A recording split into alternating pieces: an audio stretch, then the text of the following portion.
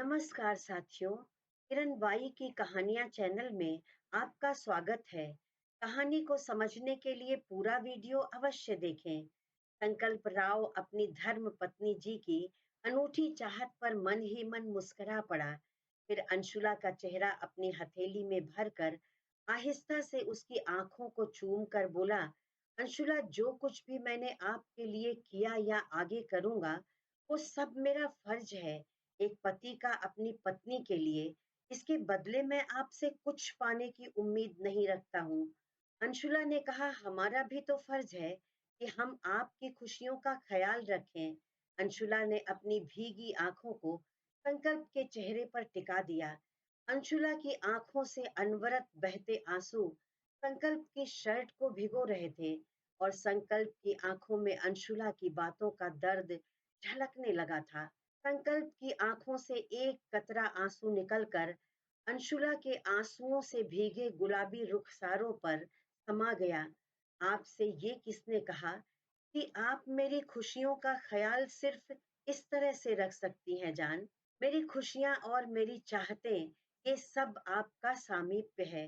जब आप मुझसे ही बचने के लिए शर्मा कर मेरे सीने में समा जाती हैं, मैं आज तक कभी आपसे बता नहीं सका, लेकिन वो पल मेरे लिए बस वहीं रुक जाता है और उससे ज्यादा अजीज मेरे लिए और कुछ भी नहीं है।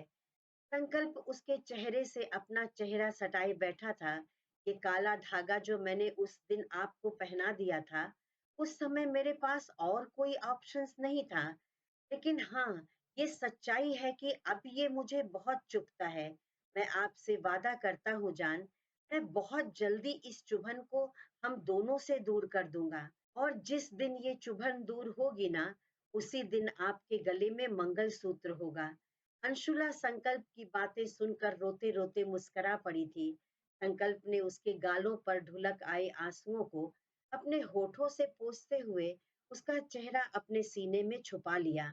संकल्प ने महसूस किया कि अभी भी अंशुला अपनी फीलिंग्स को शब्दों में ढाल नहीं पा रही थी, इसलिए वो कांप रही थी और शायद इसीलिए उसके आंसू भी रुक नहीं पा रहे थे। संकल्प ने कहा, बस कीजिए जान, मैं आपके दिल का हाल महसूस कर सकता हूँ।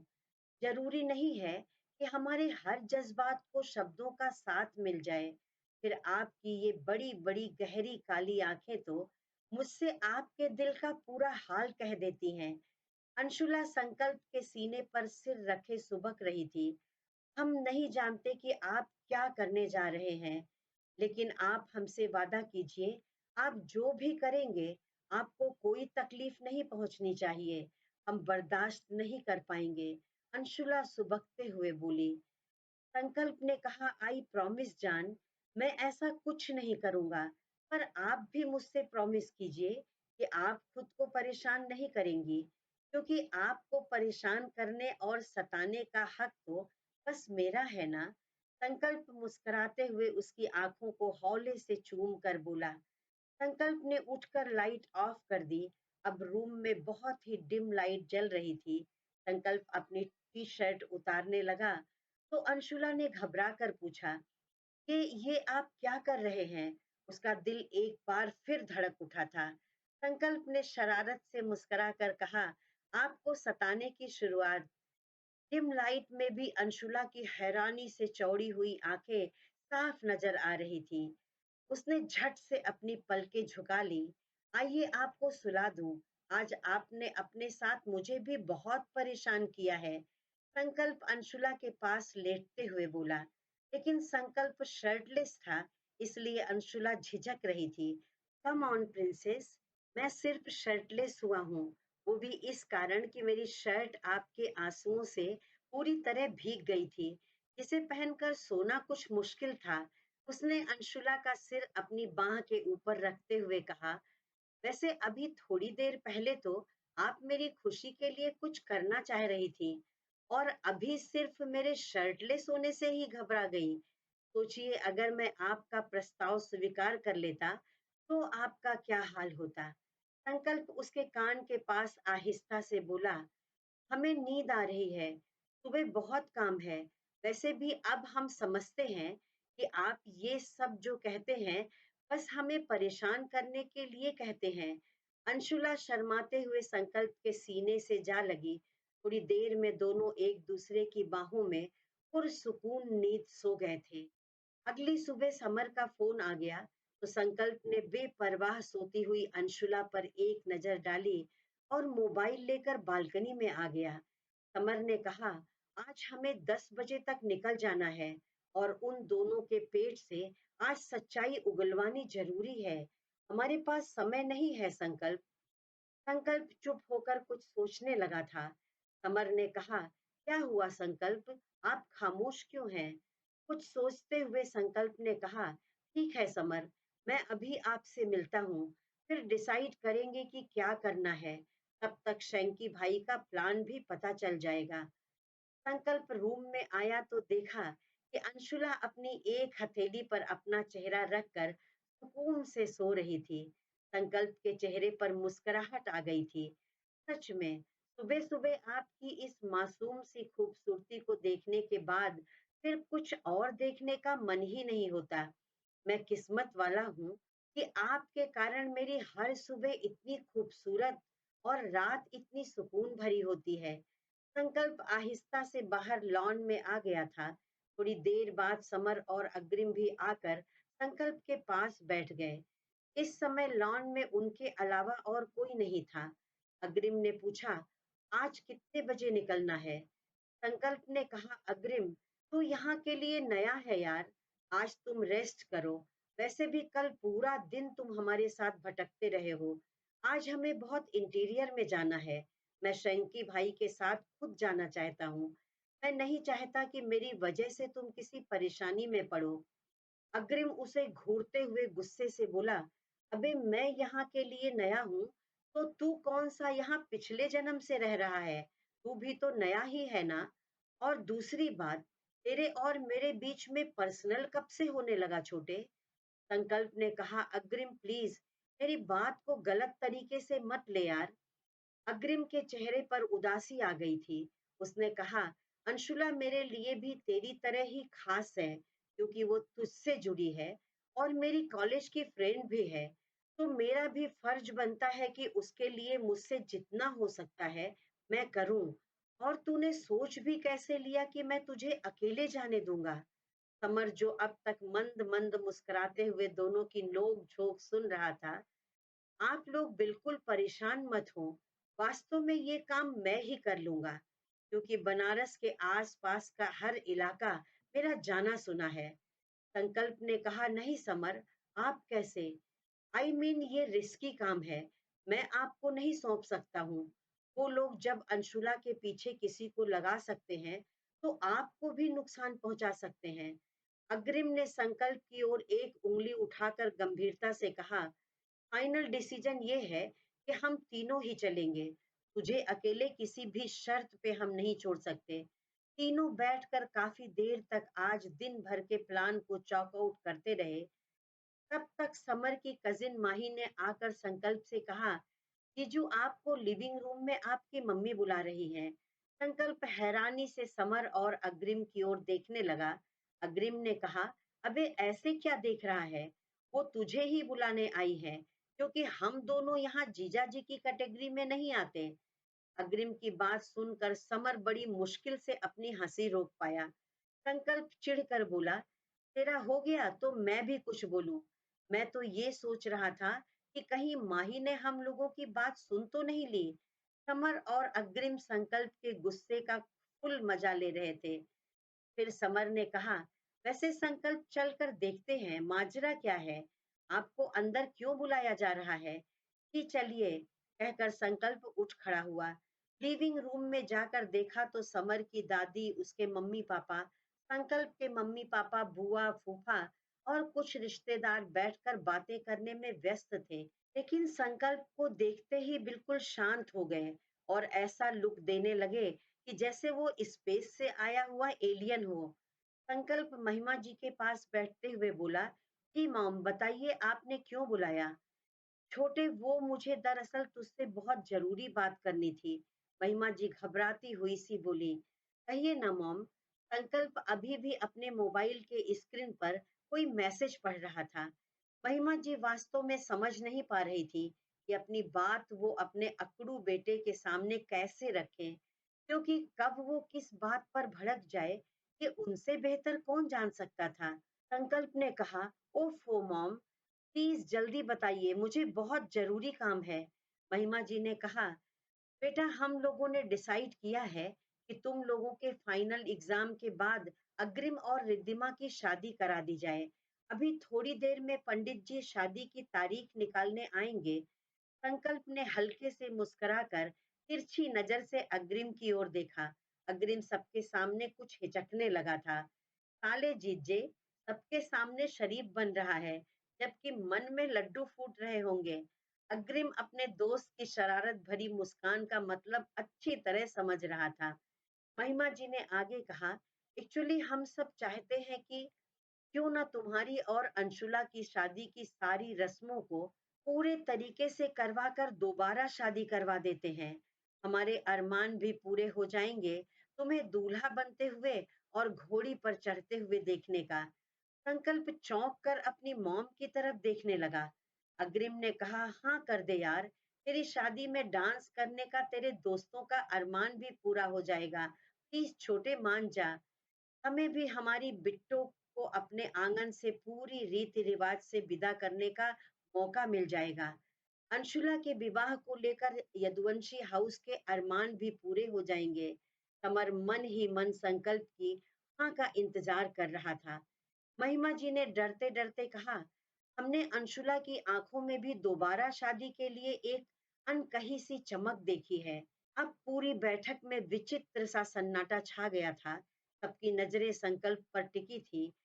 सब दम साधे उसके जवाब का इंतजार कर रहे थे। अंशुला रिद्धिमा और दिशा के साथ किचन में थी। लिविंग एरिया में हो रही चर्चा उसके कानों तक पहुंच रही थी। इस वक्त उसका दिल जोरों से धड़क रहा था, लेकिन उसकी धड़कनों का कारण संकल्प का प्यार नहीं, बल्कि उसका गुस्सा था, जो किसी भी समय बम की तरह फटने वाला था।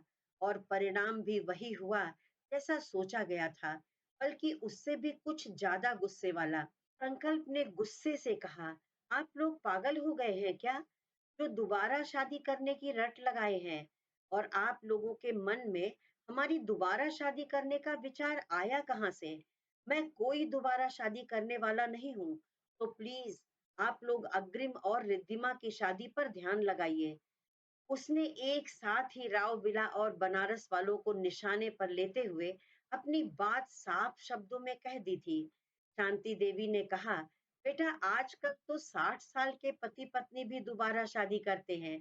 फिर तुम लोगों की शादी जिन हालातों में हुई थी, उसमें अब पूरे रस्मों रिवाज से दोबारा शादी करने में कोई हर्ज नहीं है। दादी ने बड़े प्यार से समझाते हुए कहा। संकल्प की बुआ ने भी कहा, हाँ बेटा, इसमें कोई हर्ज नहीं है। कमर और अग्रिम अब कुछ सोचने का विचार छोड़ चुके थे, क्योंकि वो संकल्प के गुस्से को अच्छी तरह से जानते थे। महिमा जी एक आखिरी प्रयास करते हुए बोली, बेटा एक बार अंशुला के बारे में भी सोच ले, उसे अच्छा लगेगा। दुनिया की कौन सी ऐसी लड़की होगी जो अपनी शादी की रस्मों को लेकर उत्साहित ना होती हो। तेरी एक हाँ से अंशुला के सपने पूरे हो जाएंगे। संकल्प बड़ी गंभीरता से बोला, दादी माँ और बुआ, इसका मतलब तो ये है कि मैंने उस दिन अंशुला से जो शादी की थी उसे आप लोग सही नहीं मानते। उस शादी का फैसला करना मेरे लिए भी आसान नहीं था, लेकिन शादी के बाद एक सेकंड के लिए भी मुझे ऐसा नहीं लगा कि मैंने कुछ गलत फैसला किया हो। मेरे लिए हम दोनों की शादी अपने आप में पूरी है। मुझे तो उसमें कोई अधूरापन नजर नहीं आता। और आप लोग अच्छी तरह से जानते हैं कि वैसे भी मुझे इन रस्मों से कोई फर्क नहीं पड़ता। शादी तो दिल के विश्वास से निभाई जाती है, रस्मों से नहीं। कमल किशोर जी संकल्प की बात सुनकर मुस्कुरा पड़े।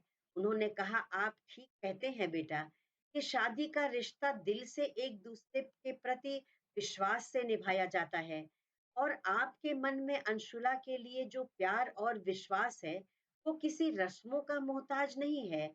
लेकिन छोटे, दिशा ने कुछ कहने के लिए मुंह खोला ही था कि संकल्प ने बीच में उसे टोकते हुए कहा, प्लीज दी, अब इस टॉपिक पर कोई चर्चा नहीं होनी चाहिए।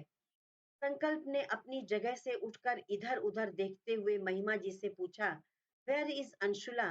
अंशुला के कान में जैसे ही संकल्प की गुस्से भरी आवाज पड़ी, वो घबरा कर कांपने लगी। संकल्प अपनी माँ का जवाब सुने बिना ही किचन में चला आया, क्योंकि वो जानता था कि अंशुला इस समय कहाँ होगी।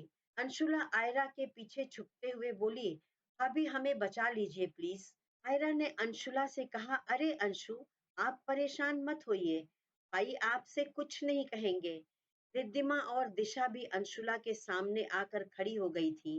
अंशुला सोच रही थी, अभी कल रात ही इन्होंने कितने प्यार से इसके लिए मना किया था, और आज दोबारा शादी की भसड़ फैल गई। अब अकड़ू महाराज का गुस्सा हमें ही झेलना पड़ेगा। दिशा ने कहा, भाभी तुम परेशान मत हो, मैं देखती हूँ। जबकि संकल्प के गुस्से को वो बखूबी जानती थी। किचन में आकर संकल्प ने एक गुस्से भरी नजर अंशुला पर डाली और फिर रिद्धिमा और दिशा को गुस्से से देखने लगा। दिशा ने कहा, प्लीज छोटे, पूरी बात तो सुन ले। जी प्लीज, मैं अपनी पत्नी से बात करना चाहता हूँ, तो आप सब बीच में ना पड़ो।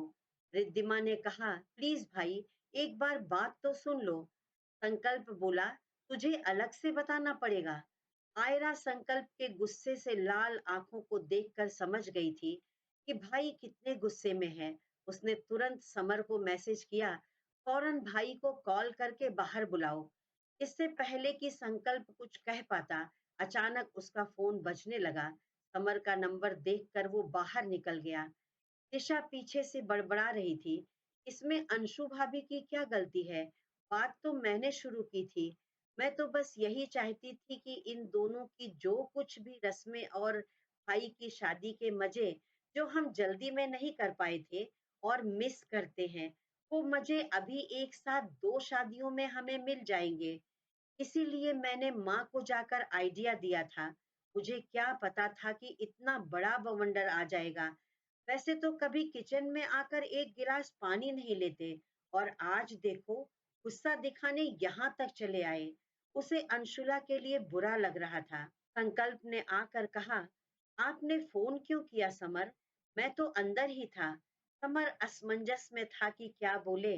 संकल्प समझ गया था तो बोला, ओह, तो आपको भी लगता है कि मैंने अभी अभी जो कुछ भी अंदर कहा वो गलत था? जी बिल्कुल नहीं। इस समय आपके दिमाग में जितनी टेंशन है, उसके चलते आपने जो फैसला लिया वो बिल्कुल सही है संकल्प। पर मैं सिर्फ इतना कहना चाहता हूँ कि इन सारी प्रॉब्लम से हटकर एक बार सिर्फ अपने और अंशुला के लिए सोच कर देख लेना, ठंडे दिमाग से। शायद बाद में आप अपने फैसले को बदलने का मन बना ले। समर ने बड़ी शालीनता से मुस्कुराते हुए कहा, अग्रिम से भी बिना बोले रहा नहीं गया। आई थिंक छोटे, समर बिल्कुल ठीक कह रहे हैं। तुझे इस विषय में गुस्से से नहीं, बल्कि शांति से सोचना चाहिए। अग्रिम ने समर को मोबाइल में बिजी देखकर धीरे से कहा, हाँ, एक बात सबसे जरूरी है, इन सब में अंशुला का कोई रोल नहीं है। तो तू भूल कर भी उसके ऊपर अपना गुस्सा नहीं उतारेगा, ये गलत है। उन्हें तो शायद पता भी ना हो कि बड़े लोग अपने दिमाग में क्या खिचड़ी पका रहे हैं। तो तू अपनी एरोगेंसी की दुकान लेकर उनके पास मत पहुंच जाना, समझे? अग्रिम गुस्से से संकल्प को घूरते हुए बोला। संकल्प दूसरी ओर मुंह घुमाकर हल्के से मुस्कुरा उठा। धर्मपत्नी जी, आपकी पैरवी करने के लिए पूरा परिवार मुस्तैदी से डटा है। वहां किचन में दी, रिमी और आरू, और यहाँ पर समर और अग्रिम। थोड़ी देर बाद तीनों अपने मिशन पर निकल चुके थे। समर ने आयरा को एक मैसेज कर दिया, हम तीनों बाहर जा रहे हैं, डिनर तक आ जाएंगे, संभाल लेना। मैसेज पढ़कर आयरा को भी थोड़ी टेंशन हो रही थी। आज फिर एक बार तीनों एक साथ घर से गायब थे। आज का मिशन रिस्की था, लेकिन अंशुला की जिंदगी से जुड़ी सारी परेशानियों का हल भी यहीं से निकलना था।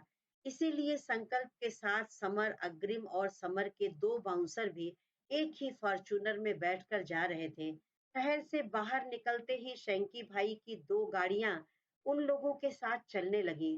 रोड साइड पर लगे पत्थर देखकर संकल्प समझ गया कि हम मिर्जापुर से आगे निकल चुके हैं। आगे से वो लोग एक कच्चे रास्ते पर मुड़ गए थे। एक गांव के करीब पहुंचने पर पुलिस की एक गाड़ी थोड़ी दूरी बनाकर चल रही थी। गांव के बाहर एक कच्चे पक्के घर की ओर इशारा करके चैंकी ने संकल्प से कहा, यही घर उस ट्रक ड्राइवर का है जिसने आपकी पत्नी के माता पिता की कार को पीछे से हिट किया था। जिस एक्सीडेंट में वो लोग मारे गए थे, ये ट्रक ड्राइवर आज भी विद्युत की कंपनी में ट्रक चलाता है। इसीलिए इसके पास उन लोगों के बहुत से राज होंगे। इसको ग्रिप में ले लिया तो समझो आधा काम हो गया। पुलिस की गाड़ी दूर खड़ी हो गई थी। चैंकी भाई ने संकल्प से कहा, आप तीनों यही गाड़ी में बैठिए, पहले हमें अंदर जाने दीजिए। हम लोगों को इन सब की आदत है। संकल्प एग्री नहीं कर रहा था, तो अग्रिम ने कहा, छोटे हम सब बाहर ही की ओर नाकाबंदी करेंगे, जिसमें वो निकल कर भागने ना पाए। और हुआ भी वही। चैंकी के घर में दाखिल होते ही ट्रक ड्राइवर नरेश पीछे की दीवार फांद कर भाग निकला। उस पर नजर पड़ते ही संकल्प ने उसे दौड़ा लिया।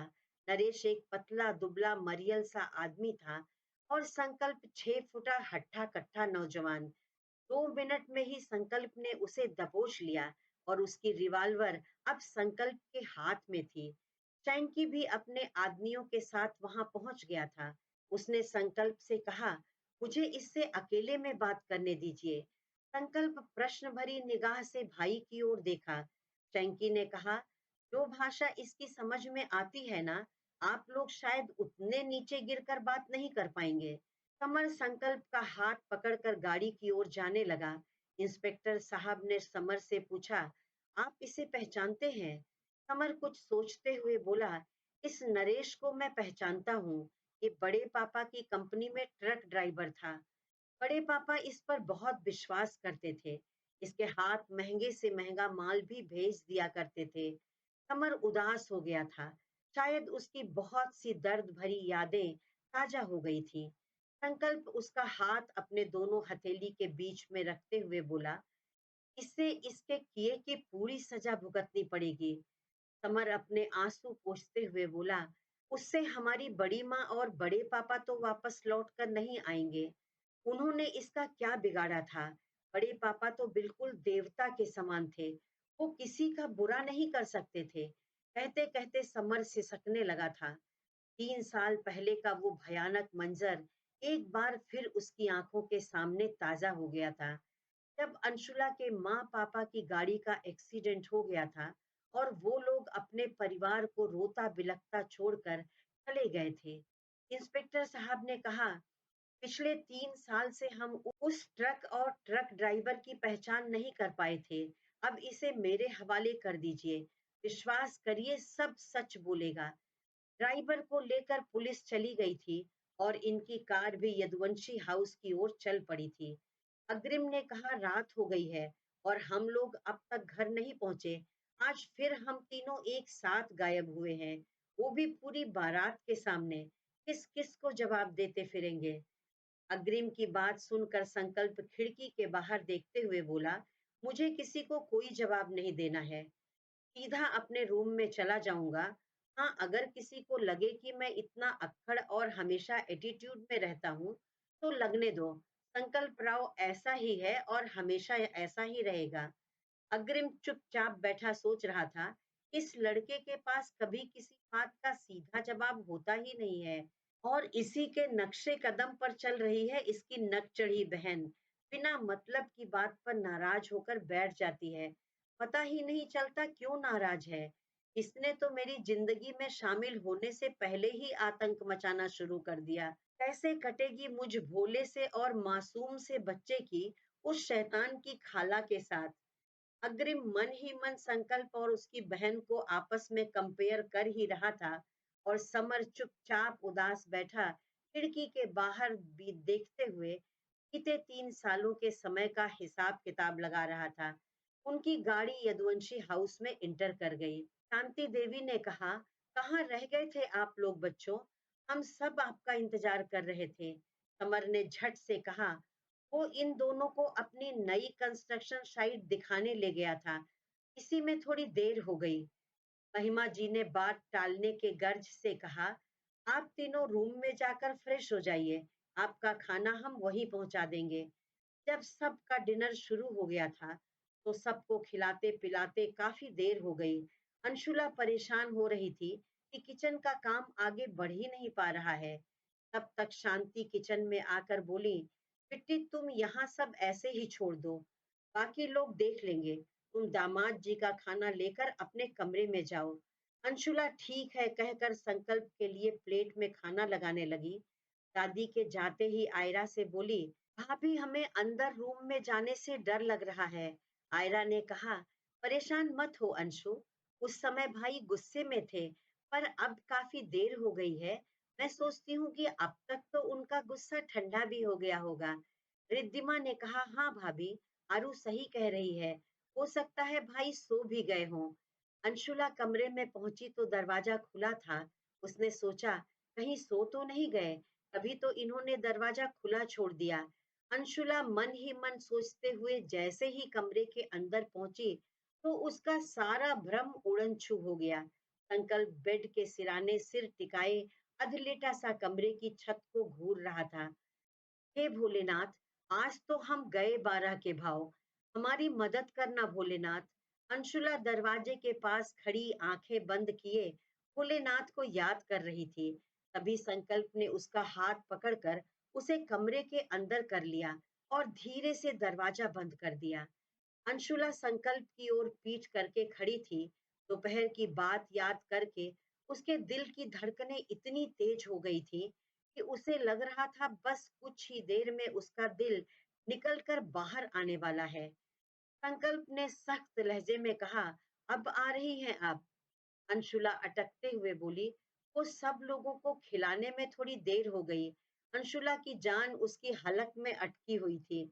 ओह रियली, मैं तो भूल ही गया था कि आप जब तक सबको खिला पिलाकर आराम से उनके कमरे तक सी ऑफ नहीं कराएंगी, तब तक आप कहाँ आने वाली हैं? संकल्प के बोलने का लहजा अब और तल्ख हो चला था। नहीं, हमारा ऐसा कोई मतलब नहीं था, कहते हुए अंशुला की रुलाई आ गई थी। हाँ, सही कह रही हैं आप। आपका इंतज़ार करते हुए भले ही भूखे पेट मेरी सुबह हो जाती, उससे आपको कुछ लेना-देना नहीं, है ना? संकल्प अंशुला के बिल्कुल सामने खड़ा उसकी तरफ नाराज़गी से देख रहा था। एक्चुअली ये तो बहुत छोटी-सी बात है। आपको तो शायद इससे ज़्यादा बड़ी बातें भी कोई मैटर नहीं करती। संकल्प एक बार फिर गुस्से में बोला, ऐसा क्यों बोल रहे हैं आप कि हमें कोई फर्क नहीं पड़ेगा? अंशुला संकल्प की ओर देखते हुए बोली, आपको पता है, आपकी सुरक्षा और आपकी जिंदगी से हर तकलीफ बाहर निकालने के लिए मैं कहाँ कहाँ भटकता फिर रहा हूँ और कैसे कैसे लोगों से मुझे उलझना पड़ रहा है, पर आपको इससे क्या फर्क पड़ता है अंशुला? आप तो यहाँ लोगों के साथ बैठकर अपनी ही दोबारा शादी की प्लानिंग कीजिए। भले ही इस चार दीवारी के बाहर आपके लिए, मेरे लिए, समर और आपकी छोटी माँ के लिए कितना ही खतरा क्यों ना हो, पर आपको इन सब से क्या मतलब? एक बात आपकी समझ में नहीं आती कि जब घर में एक शादी की वजह से मेरा दिमाग इतना टेंशन में आ गया है कि शादी ब्याह वाले अफरा तफरी भरे माहौल में मैं सब कुछ कैसे ठीक ठाक रख पाऊंगा, क्योंकि दुश्मन जब अपने हो तो खतरा और बढ़ जाता है। और ऐसे में अगर मेरी और आपकी दोबारा शादी हो, तो फिर मैं भी तो घर में कैद होकर रह जाऊंगा और उन लोगों को मौका मिल जाएगा अपना गेम खेलने के लिए, और मैं ऐसा होने नहीं दूंगा। संकल्प की आंखों में गुस्से के साथ एक अजीब सी घबराहट और डर भी दिख रहा था। अंशुला की आंखों से आंसू बहने लगे थे। संकल्प उसके आंखों की नमी पोंछने के लिए आगे बढ़ा ही था कि अचानक अंशुला सहम कर दो कदम पीछे हट गई। अब आप कुछ बोलेंगी भी? संकल्प की गुस्से से लाल आंखें अंशुला को घबराने के लिए काफी थी और घबराहट में उसकी आंखों से आंसू बहने लगे। हम ऐसा कुछ नहीं चाहते। अंशुला की आवाज भर्रा गई थी। आपको परेशान देखकर हमारा चैन छिन जाता है, फिर आपको इस तरह से तकलीफ में देखकर हम खुश कैसे हो सकते हैं? कल जब सभी लोग बैठकर अग्रिम और रिद्धिमा की शादी की बात कर रहे थे, तो माँ जब दोबारा हमारी शादी की बात करने लगी, तो हम वहां से उठकर चले आए थे। हम अच्छी तरह से जानते थे कि जब आप इस रिश्ते को आगे बढ़ाने के लिए अभी तैयार ही नहीं हैं, तो फिर दोबारा शादी के लिए आप कभी तैयार नहीं होंगे। हम आपसे कुछ नहीं छुपाएंगे साहेब। हाँ, एक बात सच है कि दोबारा शादी के बारे में सुनकर हमें थोड़ी देर के लिए बहुत अच्छा लगा था। आपके साथ हमें हमारी शादी की हर रस्म करने के एहसास से ही हमारे चेहरे पर मुस्कुराहट आ गई थी। पर जैसे ही हमें आपकी टेंशन का ध्यान आया, हम खुद ही वहां से उठकर चले आए थे। आपको परेशान देखकर, दर्द और तकलीफ में देखकर, भला हम अपनी खुशियों के बारे में किस तरह से सोच सकते हैं। अंशुला सुबकते हुए बेड के एक किनारे जाकर बैठ गई और संकल्प गुस्से से बाहर बालकनी में चला आया। वो सोचने लगा, वो ऐसे रिएक्ट क्यों कर रहा है। खुद पर ही झल्ला कर उसने बालकनी की रेलिंग पर अपना हाथ जोर से मार दिया। वो अपनी परेशानी और चिढ़ की वजह से अंशुला को क्यों हर्ट कर रहा है, इसमें इनकी कोई गलती नहीं है। फिर उस पर मैं अपना गुस्सा क्यों उतार रहा हूँ। मुझे अपने गुस्से पर काबू रखना चाहिए था। उसका दिमाग एकदम पजल्ड हो चुका था। थोड़ी देर वो बालकनी में ही झूले पर बैठा रहा। बहुत थके होने के कारण जाने कब उसे झपकी आ गई। अचानक से देखा कि रात बहुत गहरा गई, तो उठकर कमरे में चला आया। अंशुला बिस्तर के एक कोने में सिमटी हुई सो रही थी। उसे देखकर संकल्प का दिल कचोट गया। आखिर इस बेचारी की क्या गलती है। अपनी शादी को लेकर तो हर लड़की के दिल में अरमान होते हैं, कुछ सपने होते हैं। मेरी वजह से अंशुला के वो सारे सपने अधूरे रह गए थे। दोबारा अपनी शादी की बात सुनकर मुस्कुरा दिया तो कौन सा गुनाह हो गया। अंशुला की आंखों के कोरों में फंसे आंसू गवाही दे रहे थे कि वो रोते रोते सो गई थी। संकल्प ने उसे सही से बिस्तर पर लिटाया और ब्लैंकेट उड़ाकर खुद उसके साइड में लेट गया। संकल्प का दिल बेचैन हो उठा था। आज मेरे कारण मेरी एंजल की आंखों से इतने आंसू निकले हैं। उसने हौले से अंशुला की भीगी पलकों को चूम लिया। अंशुला सोते में ही मुस्कुरा पड़ी थी। संकल्प ने धीरे से उसे अपने सीने से लगा लिया। सुबह जब उसकी आंख खुली, तो देखा कि बगल में बिस्तर खाली था। अंशुला बाहर जा चुकी थी। संकल्प बहुत उदास हो गया था। उसने अपनी आंखें बंद कर ली। Sorry princess, I am really very very sorry, मेरे कल रात के व्यवहार के लिए। वो उठने लगा तो देखा कि बेड की साइड टेबल पर एक पर्ची रखी थी। अंशुला की हैंडराइटिंग देखकर वो पढ़ने लगा। गुड मॉर्निंग साहेब, हमने आपके कपड़े निकाल कर रख दिए हैं, लेकिन अगर आपको कहीं बाहर जाना हो तो आप अपने हिसाब से जो चाहे वो पहन लीजिएगा। हम सुबह सुबह आपको अपना चेहरा दिखाकर फिर से गुस्सा दिलाना नहीं चाहते थे, इसीलिए आपके उठने से पहले हम बाहर जा रहे हैं। संकल्प के चेहरे पर दुख और गुस्से का भाव उभर आया था। उसने वो पर्चा मरोड़ कर अपनी जेब में रख लिया और पापा के रूम की ओर चल पड़ा। गुड मॉर्निंग पा, गुड मॉर्निंग माँ। संकल्प को दरवाजे पर खड़े हुए देखकर रतन सिंह जी ने कहा, गुड मॉर्निंग बेटा, सब ठीक तो है ना। तुम आज यहाँ हमारे कमरे में कैसे आ गए। रतन जी थोड़ी सी हैरानी से मुस्कुरा कर बोले। संकल्प खड़ा सोच रहा था, पा को मैं कैसे बताऊं कि कल रात एक बार फिर मैं अपने गुस्से का नमूना पेश कर चुका हूँ, और वो भी उसके सामने जो मुझे अपनी जिंदगी से भी बढ़कर प्यारा है। संकल्प को गुमसुम सा खड़ा देखकर महिमा जी ने कहा, छोटे बेटा, तू आराम से यहाँ बैठकर पापा से बात कर, मुझे बाहर काम है। संकल्प गहरी आवाज में बोला, बस 2 मिनट रुक कर मेरी बात सुन लीजिए मॉम। महिमा जी समझ गई थी कि बेटे के दिलो दिमाग में भारी द्वंद्व चल रहा है।